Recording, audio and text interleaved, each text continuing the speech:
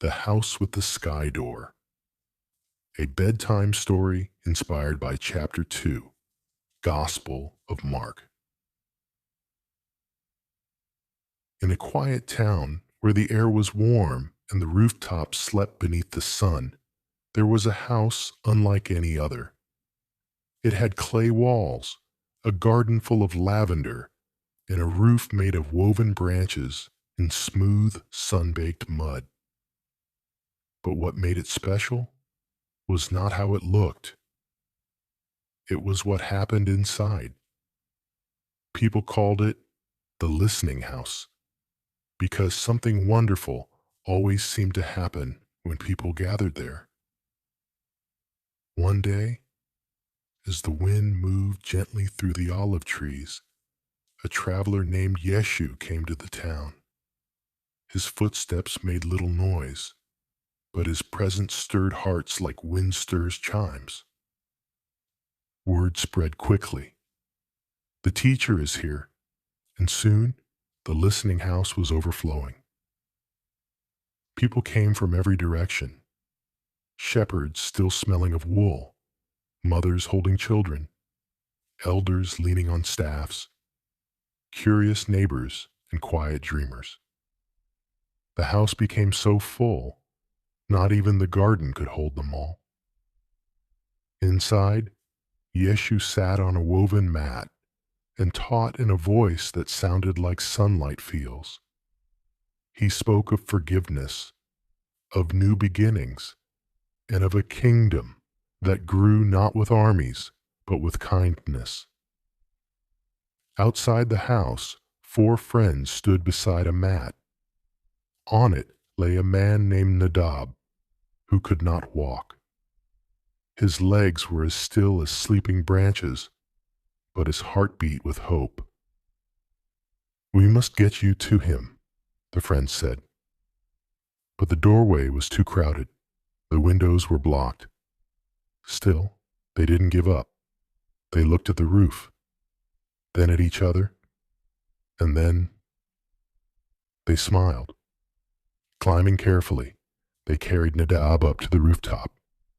Slowly, gently, they made an opening, pulling back branches, smoothing away the earth, until the sky looked down into the room like a watchful friend.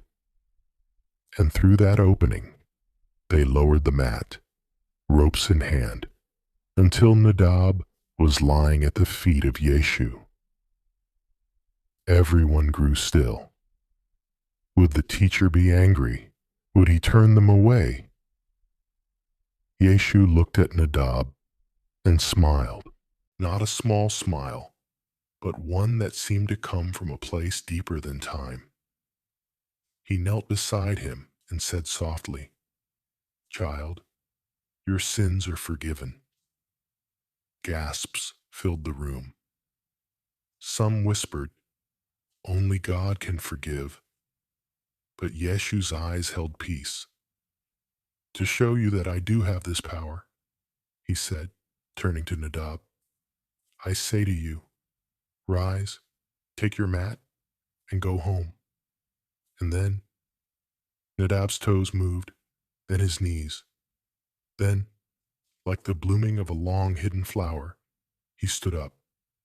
The crowd parted as he walked out, mat in hand, laughter in his eyes, and peace in his steps. The house had opened to the sky, and heaven had poured in. Later that week, Yeshu walked by the tax booth near the market. There sat Levi, a man few people liked. His coins were shiny, but his heart was tired. Most passed by him with averted eyes, but Yeshu stopped. "Follow me," he said. Levi looked up, startled. No one had ever invited him to belong, but something in Yeshu's voice felt like home. So Levi left the coins behind and followed. That evening, Levi invited Yeshu and his friends to dinner. The house was filled with people like him, sinners, wanderers, misunderstood hearts. They laughed, they listened, they leaned in like flowers leaning toward warmth. Some religious men watched from a distance and frowned. Why does he eat with people like that? But Yeshu answered, the healthy don't need a doctor. The sick do. I came to call not the perfect, but those who long to be whole.